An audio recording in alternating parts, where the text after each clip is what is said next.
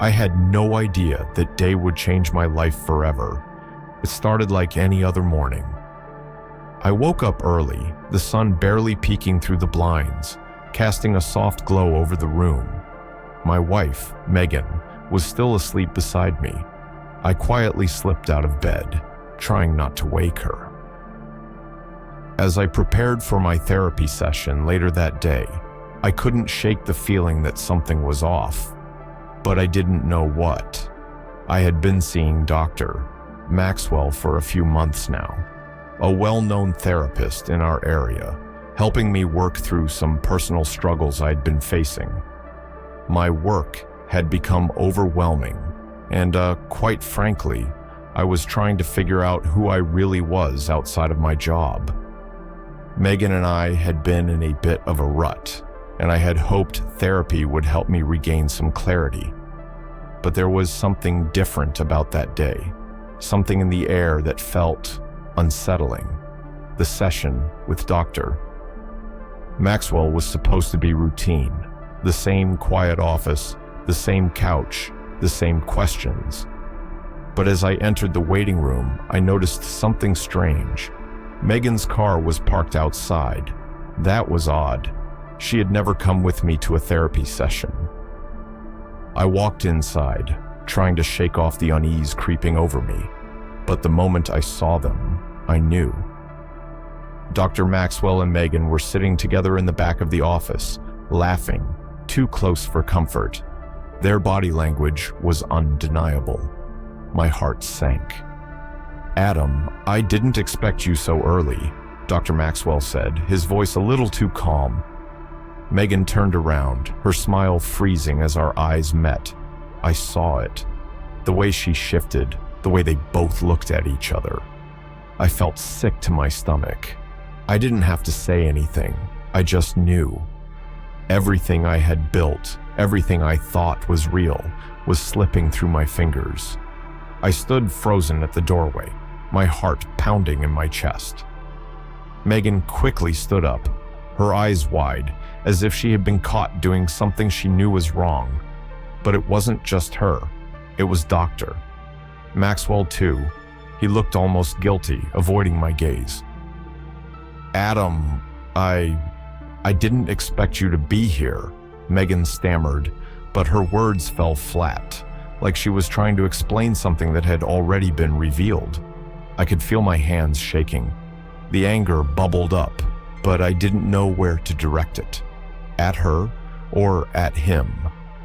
The man who had been helping me for months, who had been in my life, in my marriage, pretending to be a guide, a mentor, and now this. I forced myself to speak, my voice colder than I intended. "What's going on here, Megan?" She opened her mouth, but no words came out. She glanced at Dr. Maxwell, almost pleading, like she wanted him to take control of the situation. But I wasn't about to let that happen. This was my life, my wife, and my therapist. Dr. Maxwell cleared his throat, standing up slowly. "Adam, please just let us explain." The calmness in his voice only made the situation worse. I wasn't angry. I was numb. "Explain?" I echoed, stepping into the room. "Explain what? That you've been seeing my wife behind my back? That you've been lying to me while you pretended to help me?" I wasn't sure if I was yelling or just speaking in disbelief. It didn't matter. I couldn't hold it in any longer. Megan's face turned pale. She opened her mouth again, but I cut her off. How long has this been going on?" The words felt like they were being ripped from me, but I had to know. She hesitated, and for a moment, I thought she might not answer. But then she spoke, her voice trembling. A few months. The words hit me like a freight train, and I stumbled back, struggling to breathe. The therapy sessions, the advice, the support Dr. Maxwell had offered me, it was all a lie. He hadn't been helping me. He had been taking from me. I turned to Dr. Maxwell, my face full of betrayal. You've been sleeping with my wife while I was sitting in your office trusting you." Dr. Maxwell didn't respond right away. He just stood there, his hands gripping the back of the chair like he was trying to steady himself. I wasn't sure what he was feeling, remorse or shame, but at that moment, it didn't matter. The damage was done. The silence in the room was deafening. My mind was racing, but I couldn't find the words to match the chaos inside me. I kept replaying the moment when I first walked in, the look they shared, the way they both knew they'd been caught. I looked at Megan, and for the first time, I saw her, really saw her. Her eyes were red, her hands trembling, but I didn't feel pity. I felt nothing but anger, hurt, and a deep sense of betrayal. "How long has this been going on?" I asked again, but this time it was more of a demand than a question. I couldn't let it go. Her voice was barely a whisper. "It started a few months ago, right after you started seeing him." I felt a knot tighten in my chest. The moment I had trusted Dr. Maxwell to help me, to guide me through my struggles, that was the moment my wife had crossed a line with him. I turned back to Dr. Maxwell. "How could you?" I couldn't even look at him without feeling sick. "You were supposed to help me. You were supposed to be the one I could trust. And you did this with my wife?" Dr. Maxwell shifted uncomfortably, his eyes avoiding mine. "I never meant for this to happen, Adam." "But it did, didn't it?" My voice cracked. "It did, and now everything is ruined." Megan stepped forward, her voice pleading. "Please, Adam, just listen to me.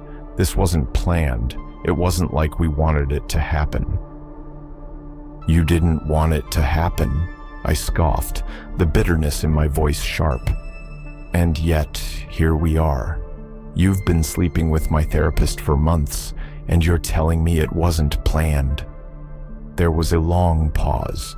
I could see the tears in Megan's eyes, but they didn't move me. The damage had been done. The foundation of our relationship, the trust we built, was shattered in that single moment. "I think it's best if you leave." My voice was steady now, cold and unyielding. I wasn't sure if I meant Megan or Dr. Maxwell, but I couldn't stay in that room with either of them. I needed space. I needed time to process everything that had just been laid bare before me. Megan looked like she might say something, but I held up my hand, silencing her. I couldn't hear it. I couldn't hear her excuses or her apologies. I needed to be alone. I don't remember much of the next few hours. I just know I was numb. The world had lost its color, and everything around me felt distant, like I was trapped in some kind of fog. Megan was gone, and Dr. Maxwell had left shortly after I told him to. I didn't want to deal with either of them anymore. I went to the kitchen, but I couldn't bring myself to eat or even drink. I just stood there, staring out the window at the quiet street outside. The familiar sights of my life, the house, the neighborhood, the life I had worked so hard to build, were now just a reminder of the betrayal. My phone buzzed. It was a text from Megan. "Can we talk?" I stared at it for what felt like an eternity. Talk? What is there left to say? What more could she possibly say that would make this situation better? My fingers hovered over the keys as I tried to form a response, but I couldn't. I couldn't even begin to understand what I was feeling. Anger, sadness, disappointment, all of them, I guess. I didn't respond. Instead, I threw my phone onto the couch and walked into the living room. I needed a drink. I didn't care about anything else anymore. I just needed to numb the pain. As I poured myself a drink, the thoughts came rushing back again. Dr. Maxwell, the man I had trusted to help me, to give me guidance, the man who was supposed to be my ally, who turned out to be the person who betrayed me the most. And Megan. Megan had been a part of it all along. I couldn't wrap my head around it. The hurt was too deep. But as much as I hated it, I knew I needed to confront Megan. I needed answers. I couldn't move on without knowing why this had happened, without understanding what had driven her to betray me in this way. I picked up my phone again, my fingers shaking as I typed a single message. "Come over, we need to talk." It was time to face the truth. Megan showed up at the house an hour later, her eyes red from crying. She stood by the door, unsure of what to do, as if she was waiting for permission to step inside. Her hands were trembling, and for a moment, I almost felt sorry for her. But then I remembered, this wasn't about me feeling sorry for her. This was about me. "Adam, please." Megan's voice cracked, and I could see the weight of guilt pressing down on her. I wasn't sure if she was sorry for what she did or just sorry that she got caught. Either way, it didn't change anything. "What do you want from me, Megan?" I asked, my voice cold. "You've already made your choice." I saw it with my own eyes. My words were like daggers, cutting through the silence that hung between us. She stepped forward, her voice shaking as she spoke. "I never meant for this to happen. I never thought I'd hurt you like this. I didn't know whether to laugh or cry." How many times had I heard that same line before? I didn't mean to. It always seemed to come after the damage had been done. "How long, Megan?" I asked again, the question that had been burning inside me since I first walked in on them. "How long has this been going on?" Her face went pale, and for a moment I thought she might collapse. "A few months." She whispered it so quietly, I almost didn't hear it. I exhaled sharply, the weight of her confession hitting me like a punch to the gut. A few months, while I was trusting him, opening up, and letting him guide me through my pain. He was the one causing it. "Months," I repeated. "You've been sleeping with my therapist for months, and you didn't think to tell me?" Her silence was deafening. She opened her mouth to speak, but nothing came out. There were no excuses, no explanations that could make this right. I turned away from her, my back to her. I couldn't look at her anymore. I couldn't look at the woman who had betrayed me, who had chosen him over me, who had taken everything we built and thrown it all away. "I don't know if I can ever forgive you, Megan." My voice was barely a whisper now. "I don't know if I even want to."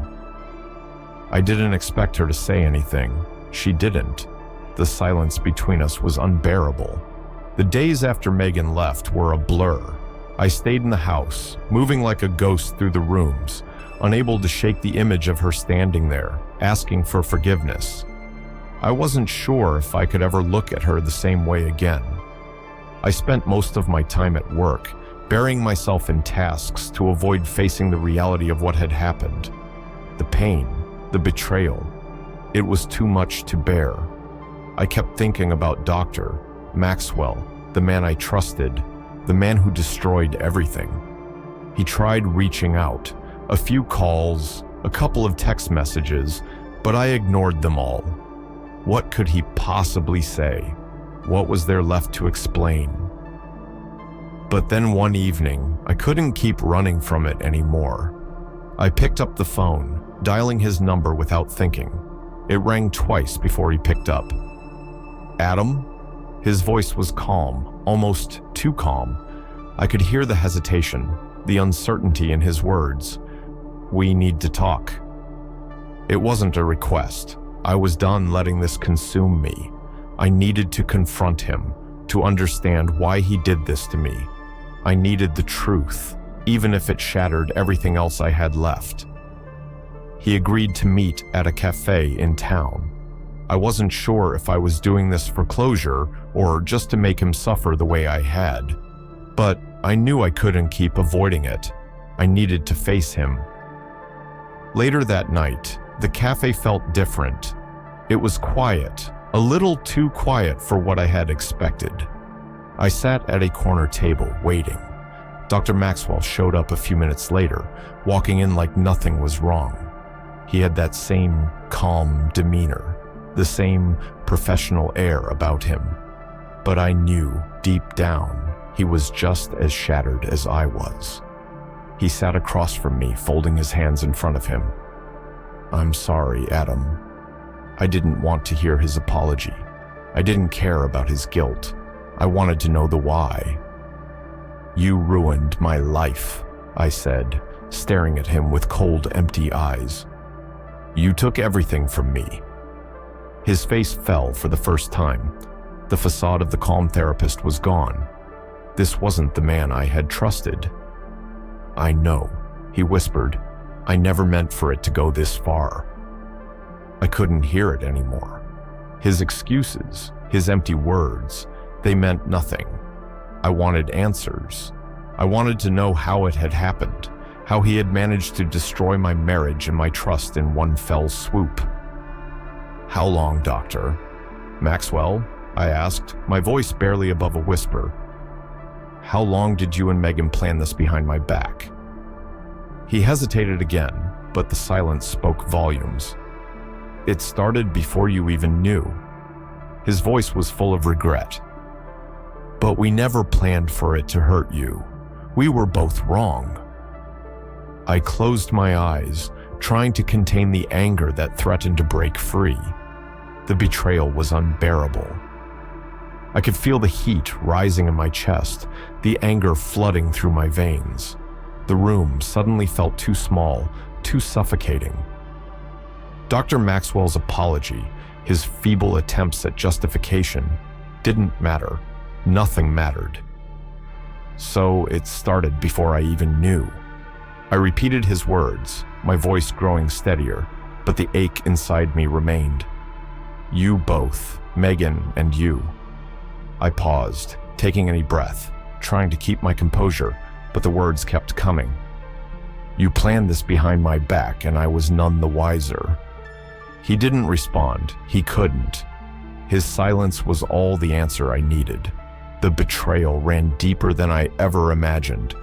He wasn't just my therapist anymore. He was a man who had destroyed the one thing I thought I could trust in the world.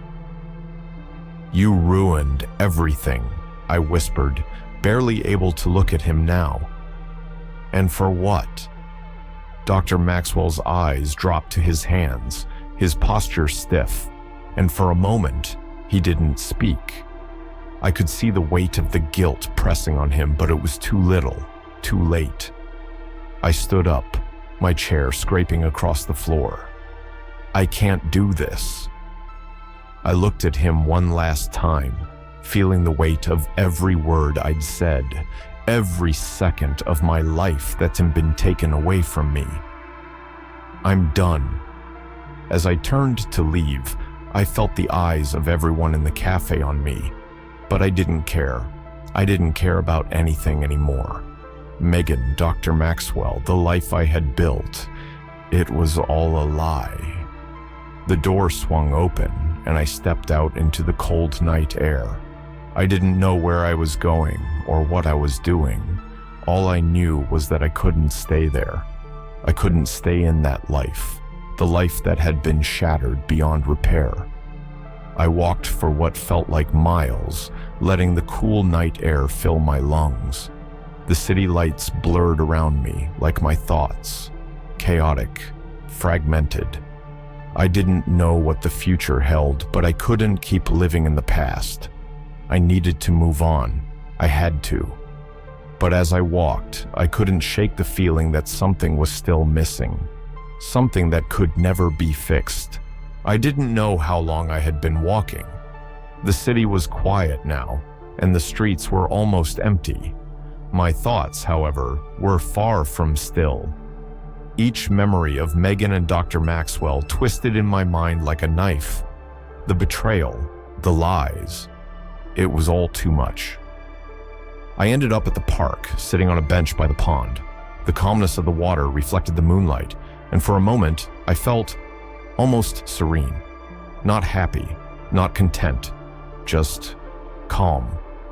But deep inside, the pain was still there. And then, out of nowhere, the silence was shattered by a buzzing sound. I took out my phone, expecting it to be another message from Megan, but what I saw stopped me cold. It wasn't from her. It was a text from Dr. Maxwell. "Adam, I need to tell you something important. Please meet me. It's about Megan." I stared at the message, my heart racing. What could he possibly have to say now? What more could he reveal after everything that had happened?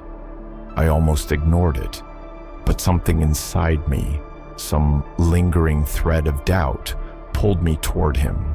I needed answers. I needed to know if there was more to this than what I had already seen. I stood up from the bench and started walking again, this time heading toward the cafe where Dr. Maxwell had asked to meet. The streetlights cast long shadows as I walked, my mind spinning with possibilities. What did he want to tell me?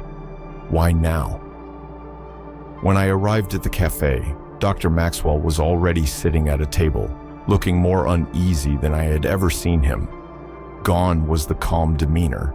Instead, there was a noticeable tension in his posture, his hands fidgeting with his coffee cup. "Adam, I didn't know how to tell you this," he started, his voice trembling slightly. I sat down across from him, arms crossed, but I didn't say anything. I was done with the waiting. I wanted the truth, and I wanted it now. He looked at me, his face filled with regret. "Megan isn't who you think she is."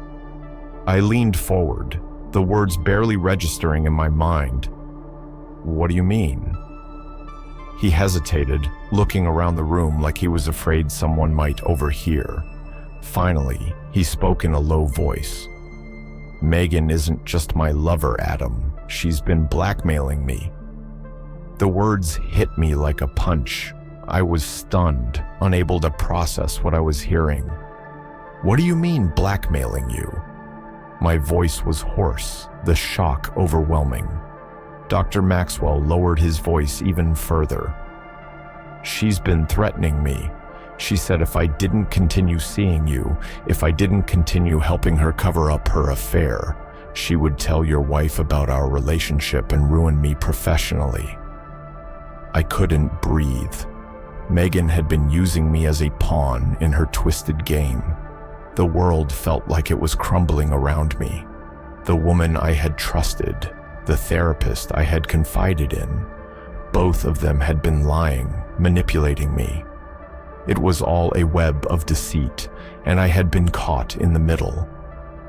I stood up abruptly, not knowing what to do or say.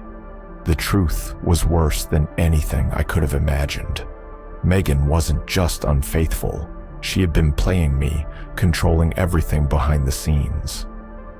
As I turned to leave, Dr. Maxwell called out, "Adam, please. You deserve to know the truth. Please, don't let her ruin you too." But it was too late. My life, my marriage, my trust, it was all gone. I walked out of the cafe, my mind reeling, my heart shattered beyond repair. And as I stepped into the cold night air, one thought consumed me. I had been living a lie.